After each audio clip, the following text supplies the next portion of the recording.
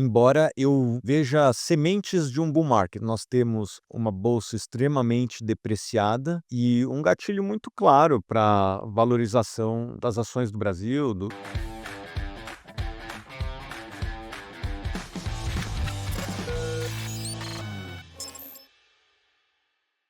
E aí, vamos engatar um bull market agora?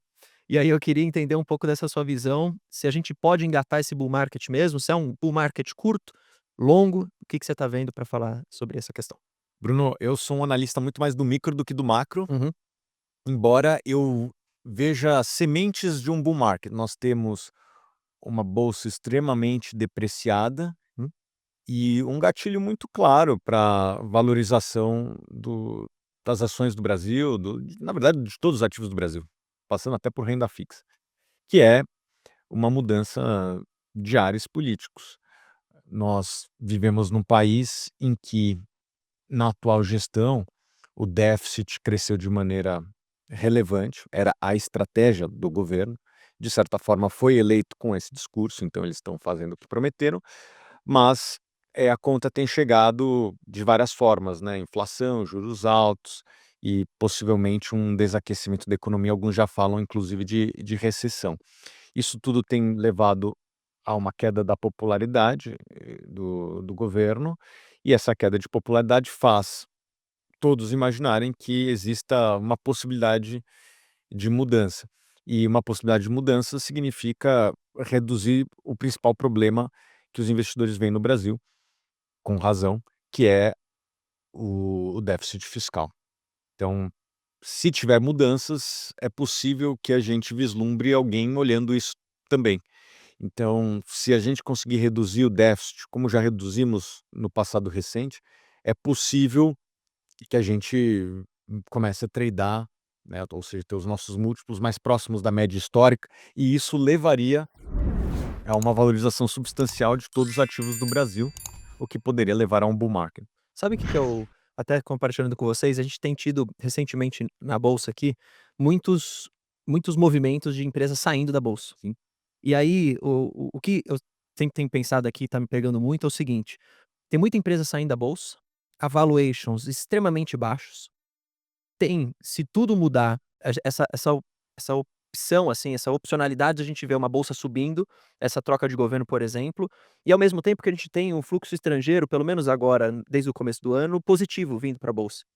Então a minha pergunta é: será que quando esse bull market vier mesmo, a gente não vai ter ações disponíveis para as pessoas? A teoria da É, escassez de exato, ações. porque olha isso, tem um monte de empresa saindo, você tem pouco IPO, a gente não teve IPO praticamente há 3 anos, 4 anos, 4 anos, período aí sem então a gente vai ter daqui a pouco muita demanda por isso, se tudo melhorar, e não vai ter ações. Como que fica esse cenário, né? é, acho que tem uma das leis que sempre funciona, é a lei Exato, de oferta e oferta e demanda. demanda, exatamente. E de fato, hoje existe menos oferta de ações no mercado. Uhum, Além de tudo que você falou, adicionaria também a questão dos programas de recompra, verdade, é isso. que foram muito grandes, né, porque grandes empresas fizeram, então B3, BB Seguridade, Petrobras, Vale. Vale. Eu não imaginava que estatais iriam fazer programa de recompra, na minha visão, corretamente fizeram, Uhum, e isso aí tirou dezenas e dezenas de bilhões de reais de ações do mercado. As ações foram para a tesouraria e na maior parte foram canceladas, ou uhum, seja, na hora que vier uma demanda, existirão menos ações disponíveis. exato. Obviamente que, se vier um bull market de verdade, a criatividade dos bancos de investimento ela é muito grande, então É, também vai alimentar um alimenta a exato. oferta, então começa a ter aquelas ondas de IPO novamente. Então, os mercados eles sempre se equilibram, né. Daqui a pouco, quem sabe essas empresas que recompraram, se as suas ações estiverem valorizadas, não fazem uma emissão. Você falou da Vale. Faz A sentido. Vale, de fato, ela fez recompras ao longo dos últimos anos, mas teve um momento que as ações dela tiveram valorizadas lá em 2008, que ela fez uma grande oferta de ações. Então as próprias empresas que recompraram, elas podem também É verdade. criar uma oferta se tiver um preço atrativo para suas ações. Não é o que eu vejo hoje, mas é uma solução caso, eh, tenha um bull market. Então, assim, o problema de escassez de ações, ele é facilmente resolvido, basta as empresas quererem emitir ações e as empresas estão sempre dispostas a emitir, obviamente, no bom Preços preço. interessantes. Então, mesmo empresas com controladores, como Exitec, Gerdau, BTG, fazem emissão de ação Uhum. quando tem um preço adequado na visão do management a respeito das suas ações. Então, dá para resolver esse problema. Não é um problema que nós temos hoje, eu acho que talvez vire um problema em algum momento, mas depois Se corrige, né? se corrige, principalmente se as ações estiverem num patamar acima da média histórica. Lembrando, esse não é um problema para hoje, é um problema para se vier um bull market, mas que eu acho que hoje começa a se plantar sementes, tanto na parte de múltiplo das empresas, o Uhum. múltiplo das empresas até deu uma melhorada no último mês, mas ainda está bem abaixo da média histórica, mais ou menos um desvio padrão abaixo. Qualquer índice que você for analisar, preço-lucro, dividend yield, enterprise value, EBITDA, a gente está mais ou menos 1%, ou melhor, um desvio padrão abaixo da média. Já esteve pior, já esteve melhor também. Se a gente volta para a média, tem aí uns 30, 40%, mais o crescimento do lucro também, que tem esse outro lado, né? Hoje as empresas estão pagando muita despesa de juros. Se a gente tem um bull market associado com uma queda da taxa de juros, é possível que o lucro das empresas cresça também. Então, a gente teria esse efeito duplo, né? O múltiplo melhorando e o lucro crescendo. Uhum. Uma Até pegando a sua opinião, assim, você não acha, e isso é uma visão que eu tenho refletido há um tempo, assim, que a gente sempre tem em bull market a gente tem muito IPO, como a gente viu acontecer há 4 anos atrás. Essas empresas num cenário de bull market, normalmente é um cenário acompanhado de queda de juros, aqui no caso agora recente que a gente teve foi um juros muito, muito baixo por conta de uma pandemia, mas normalmente acontece nesses cenários.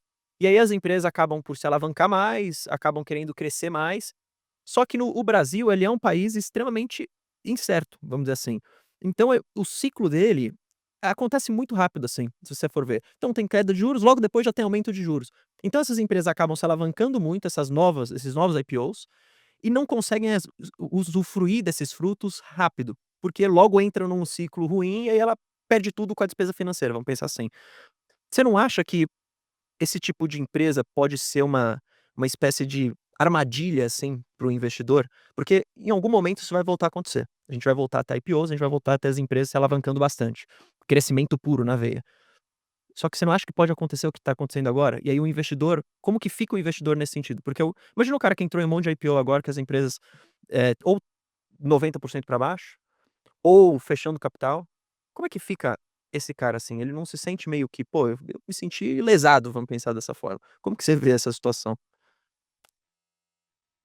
Talvez ele se sinta assim, é importante que ele faça uma autorreflexão também, né. Será que ele não entrou numa empresa cara? Será que era um modelo de negócio Sim, bom? faz Talvez sentido. ele devesse ter feito uma análise mais minuciosa. Dificilmente uma empresa caiu 90% se ela tinha atributos sólidos. Também, é Eu verdade. não vem nenhuma empresa na cabeça que tinha atributos sólidos, que tem entregado e que caiu nessa magnitude. Geralmente, quem caiu nessa magnitude eram empresas mais com modelos de negócio mais frágeis, Poucas que vantagens poucas competitivas, vantagens sim, sim. competitivas, que não eram modelos testados em crises. Você pega as boas empresas que vieram nessa última safra, vieram poucas, mas Hum, vieram algumas boas. Então, Horizon, a Três Tentos, BR Partners, essas empresas elas estão, às vezes até em patamares acima ou às vezes bem acima uhum, do próprio IPO. faz sentido. Então, eu acho que o investidor também não adianta só ficar terceirizando a culpa, ele tem que fazer uma autocrítica e ver: "Será que eu tomei a melhor decisão de investimentos? Por que que eu investi nessa empresa?". Uhum. Provavelmente a empresa que caiu 90%, e ontem eu vi, por exemplo, uma empresa que caiu 97% desde o IPO, e de fato mereceu, assim, os Exato. números já eram ruins na época da IPO. Hum. Por que que a pessoa comprou? Comprou porque tinha uma Tá história muito lá esse que ia efeito crescer. manada também, né, eu É. acho, de Tinha aquela bolha de techs, sim. naquele momento ali de pandemia, né, as empresas, eh, digitais e tal, mas que não tinham modelos de negócio sustentáveis e que, na verdade, o investidor está pagando a conta de ter tomado uma decisão de investir num ativo ruim. Talvez ele foi mal influenciado, talvez ele tenha sido mal influenciado, mas ele tomou a decisão, ninguém botou uma arma na cabeça dele e E falou para ele obrigou. investir. Agora, as empresas saudáveis, Bruno, na minha concepção, elas estão bem, assim, não geraram tantas perdas quanto as empresas menos saudáveis. Sim. E obviamente que no bull market a tendência é que numa primeira leva vem umas empresas melhores, depois a qualidade vai se perdendo Uhum. ao longo do bull market. Geralmente as últimas empresas a fazer IPO são as piorzinhas. Com certeza. Até desculpa, quer falar? Não, Pode não, falar. não, é só aproveitar também, Thiago, só aproveitando esse gancho aí de empresas, né, e eu pensando um pouco também em histórias de turnaround, etcétera, eh, assim, exemplificando um caso aqui, né, que eu acho que foi um caso de sucesso de turnaround, e acho que também dá para emendar depois para questões de FIIs e etcétera também, que foi a Tenda, né. Eu acho que ela é, por exemplo, um caso excepcional de turnaround num mercado extremamente cíclico, que é o setor imobiliário. Tudo bem que você tem ali um moat grande ali, porque ela tá, enfim, trabalhando com a faixa 1, né, do Minha Casa Minha Vida. Mas assim, uma melhora contínua ali do time de gestão lá do Rodrigo Osmo e, enfim, do todo o pessoal. Eh, e isso refletido em imagem bruta, desalavancagem e tudo. Todo esse ponto eu tô querendo dizer assim, você acha que, assim, quais setores seriam também, na sua visão, ou empresas específicas que estariam contando uma história de turnaround, eh, interessante para o investidor, ou se esse pequeno bull market que a gente está falando, ele talvez ainda seja para reiterar, o investimento em ações que sejam boas pagadoras de dividendos, ações mais defensivas, na sua visão? Eu acho que o maior caso de turnaround do Brasil talvez tenha sido a Vale, né, comentado, né, é uma empresa que sempre foi saudável, mas ela passou por várias dificuldades operacionais, de segurança das operações e também de alocação de capital. Naqueles anos 2000, existiu o boom das commodities e a Vale talvez tenha sido a empresa que melhor personificou Uhum. a riqueza que foi gerada naquela época. E existiram uma série de alocações de capital que talvez não tenham sido as melhores possíveis e a própria empresa reconheceu, e foi desativando essas unidades de negócio que não eram tão lucrativas, carvão na África, coisas do tipo, que não eram o core da empresa, inclusive agora com a segregação dos metais que não são minérios de ferro, né, então cobalto, níquel, cobre, numa outra, empresa, na minha concepção venderam super bem, e vão focar no negócio que é o que dá dinheiro de verdade, né, Sim. que é minério de ferro. Olha só como o foco é importante. Se a maior empresa do Brasil tem dificuldade de ser boa em tudo, imagina as empresas menores. Então acho que fica até uma lição. Eu diria que foi um turnaround de uma empresa que não chegou a em nenhum momento a ter um risco de existência. Ela teve momentos difíceis, mas em nenhum momento a existência dela ficou comprometida. E me parece que o turnaround na parte de segurança está sendo feito, já está quase encerrado, assim, ela fez várias iniciativas que depois vale a pena ver no site dela, o que que ela fez para essa questão de segurança, que não é só uma questão de vidas, não é só uma questão de meio ambiente, é uma questão do acionista também, né, ninguém Com quer certeza. ser acionista de uma empresa que Sim. acontece uma tragédia. Então isso aí, de certa forma, protege o patrimônio dos acionistas também.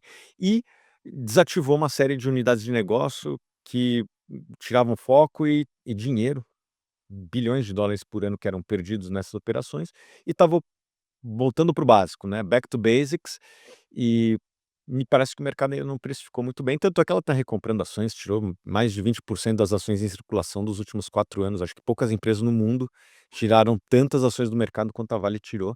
Na minha opinião, é um turnaround que já aconteceu, mas que por motivos diversos ainda não foi precificado. Concordo. E eu até pegando o gancho, um outro caso, poderia colocar aqui de turnaround que foi muito que deu certo, vamos dizer assim, e aí eu coloco aqui, é a própria Petrobras, quase chegou a quebrar, e na verdade hoje ela quase chegou a quebrar e ela pagou em 2022 60% de dividendo, Bem lembrado, foi ano passado. gerando, porra, um ótimo caixa e eu digo mais, tá, hoje existe esse risco todo, político envolvido com Petrobras, eu acho que isso sempre vai existir dado que tem essa mão do governo, mas hoje se for olhar processos de governança da Petrobras, eles são muito melhores do que eles eram lá atrás quando Sim. houve o rombo gigantesco da empresa. Então acho que existe o risco, mas hoje ele é muito menor e às vezes o mercado Não perce não percebe isso. Eu não sei a opinião de vocês, e aqui a gente tem um analista, você também conhece bastante, mas vocês também não têm essa visão, assim, de que hoje o mercado ainda penaliza a Petrobras como se ela fosse a mesma empresa do passado? Sim, sim. Perfeito gancho, eu ia falar exatamente de Petro. Eh, assim, pra mim foi, eu acho que um bom caso a gente vê, a performance das ações desde o início do governo atual, né. Acho que assim, você via dos mais diversos sell sides, uma perspectiva muito pessimista, Uhum. né, e que fazia sentido, tendo em vista o histórico passado do governo.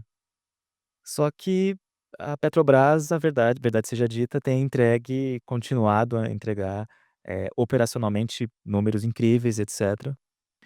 E aí o ponto que eu ia entrar é exatamente em que medida ainda esse risco, como a gente viu agora recentemente na questão, dos preços dos combustíveis, né, da defasagem. Uhum. Tudo bem que a gente sabe que isso penaliza a empresa de forma, não relevante, né, verdade seja dita. Eh, mas em que medida até isso, talvez não seja tudo bem, como a gente disse, talvez o mercado ainda não tenha precificado o suficiente o potencial da Petrobras. Mas também, qual é a medida para a gente também não pesar a mão demais e talvez correr os possíveis riscos de governança do passado, porque querendo ou não eles ainda estão ali, né. Com certeza existem riscos, embora nas mais diversas frentes, inclusive na justiça americana, Uhum. a empresa está mais blindada do que era no passado. Hoje ela tem um compliance independente, tem a questão da lei das estatais, tem os acordos feitos com a justiça americana que blindam muito os acionistas, né, e tanto é que, pelo menos por enquanto, a gente não ouve falar de nenhum escândalo, de corrupção, e no próprio número da empresa a gente não vê isso também, né, a empresa continua saudável. Se tivesse tendo Exato. os erros que foram cometidos no passado de Já Capex, começaria a aparecer.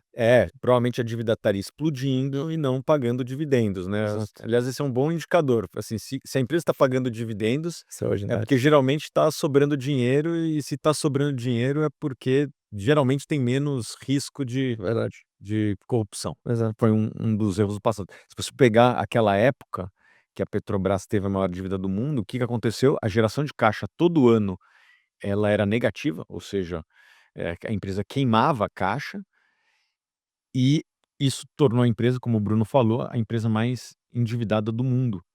E em algum momento os dividendos tiveram que ser cortados. Estes indicadores antecedentes, ou seja, a ampliação do endividamento, a gente não está vendo hoje, Uhum. o que me faz crer que o ambiente atual é muito mais seguro do que era no passado. Obviamente, uma empresa estatal brasileira não dá para ter o mesmo múltiplo de uma empresa privada americana, com os padrões de governança americanos. Se tivesse acontecido nos Estados Unidos o que aconteceu no Brasil, Hum. o pessoal iria em cana e não sairia Não depois. sairia, exato. Não sairia depois. Lá fora, Cara, lá a regulação e as leis são bem duras sim. com escândalos corporativos. Então, é natural que o Brasil tenha um desconto. Na época da eleição, eu vi um desconto extremamente exagerado. A estatal brasileira, a Petrobras, ela negociava com desconto em relação a uma estatal russa que eu e vocês não poderíamos comprar. Exato. Como um ativo tem um preço menor do que algo que é Não, proibido nós exato. comprar. Isso é bizarro. Sim. Mostrava que existia um certo exagero. Uhum. Nos 12 meses anteriores à eleição, a Petrobras tinha pagado 70% de dividend yield. Óbvio, teve alguns eventos extraordinários, mas é 70% de yield. Pessoal, será que não tem algum exagero no ar? A gente chegou a fazer contas lá na Suno, assim, quanto tempo a empresa precisa demorar para quebrar, para ela valer o fluxo futuro a valor presente. E a gente chegava em 4 anos. Se a empresa não quebrar em 4 anos, a gente vai estar no lucro. Era essa a nossa conta. Caraca. E Eu lembro, vocês foram bem vocais, né, de falar bem da Petrobras na sim, virada do governo, eu com lembro. certeza, e as pessoas confundiam, isso não significa o apoio ao governo A ou B, é uma Sim. questão de valuation, e eu tô aqui para ganhar dinheiro, o meu partido é o da valorização. Exato, do É o dividendo no bolso. o partido dividendo do bolso, É. o PDB. PDB, é isso. Partido dividendo do bolso, é esse Uma o boa. partido. Já investi na Argentina da Kirchner, do Milei, Isso. no Brasil do Bolsonaro, do Lula, e aonde tiver oportunidade, né, aonde o nosso PDB aqui PDB, poder PDB. atuar. Legal essa sigla, vamos montar esse partido. Exatamente. Mas uma coisa, eu sabia que a gente tem o pessoal tem, eu acho de forma errada, tá, essa comparação, mas o pessoal fica sempre, se você vê no YouTube, assim: "Ah, quais são as empresas que estão pagando dividendos acima da Selic?". Você tá olhando muito no curto prazo, acho que não é essa análise correta que você deveria fazer, pelo menos a minha opinião. Agora, se a gente for supor uma Selic no final do ano de 15%, supor aqui, talvez uma das únicas empresas que vai pagar dividendo em 2025 acima da Selic é a própria Petrobras. Então, assim, para o cara que às vezes quer fazer essa comparação, que não acho ser a mais ideal de se fazer. Hoje a Petrobras tem um yield projetado 2025 de 15%, pelo menos. Se você pegar uns caras mais otimistas, os caras vão para 20, 20 e pouco. Então, assim, eu acho que é uma empresa que está mostrando, como você falou, boa geração de caixa, de certa forma saudável, tem uma política clara de distribuição de proventos, paga dividendo extraordinário e a valuation fala no final do dia a sua decisão, entendeu? E eu adicionaria um fator, Bruno, as reservas dela têm crescido. Ah, é, isso também. Isso é Boa pergunta. importante para uma empresa de petróleo, né, que quem está acompanhando às vezes conhece, às vezes não conhece tanto, mas a empresa tem as suas reservas e obviamente ela vai consumindo. Para produzir, você Exato. tem que consumir aquele estoque que você tem de reservas.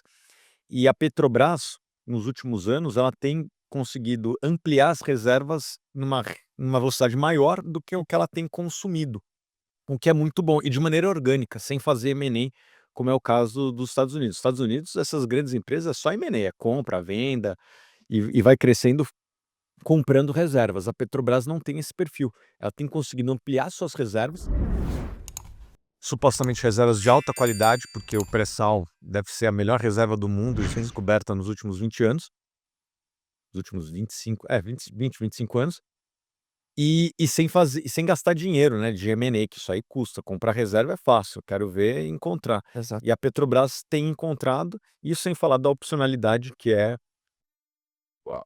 a reserva ali do A margem marginal. fatorial, que eu torço para que exista um bom senso para que a gente possa explorar. Sim, quando foi a última vez que teve acidente em alto mar Exato. de exploração no Brasil? Faz muito tempo, as tecnologias que foram Melhoraram. descobertas nos últimos 20 anos. Teve uma plataforma da Petrobras que afundou. Aquele evento que teve no Nordeste em 2019 não teve nada a ver com a Petrobras. Era um navio ali, dizem que clandestino, que operava, saindo petróleo da Venezuela. Então não foi um acidente de exploração de petróleo. E eu vejo uns vídeos aí passando essa desinformação, É, a gente tem que tomar um cuidado. exato. Perfeito. E até é engraçado que a gente vê assim, o governo sendo bem vocal, né, assim, com a exploração da margem equatorial Na também. minha Isso opinião está certo. Eu também acho. Acho que foi a primeira vez que eu concordei com o Lula na minha vida, foi quando ele falou assim: "Cara, a gente precisa estudar. Deixa os caras estudarem pra ver se faz sentido. E depois a gente vê. Não pode ficar nesse", ele falou: "Não pode ficar nesse lenga-lenga aí de não sair as coisas". Acho que foi a Sim. primeira vez na minha vida que eu concordei com esse cara. E tem uma coisa que é importante que os órgãos ambientais tenham em mente. Se nós não repusermos as reservas do pré-sal, nós vamos voltar a ser um país importador Exato. de petróleo. Nós vamos passar a ser um país mais pobre. Um país mais pobre investe menos em saneamento, investe menos em várias outras frentes. Uhum. A gente vai ter menos investimento em ferrovia. Isso significa outros impactos ambientais também. Às vezes o cara só está olhando o primeiro movimento do xadrez. O que você faz no primeiro movimento do xadrez? Eu não sou um grande enxadrista, eu gostaria de ter sido, mas uma coisa que eu descobri ao longo das minhas jornadas de estudo é que o primeiro movimento do xadrez Já vai que faz, ditando tudo. ele impacta o último. Então, nós blindarmos o Brasil de explorarmos a margem equatorial vai ter outros efeitos ambientais que eu duvido que estão sendo considerados aqui também. Concordo Perfeito, 100%. perfeito.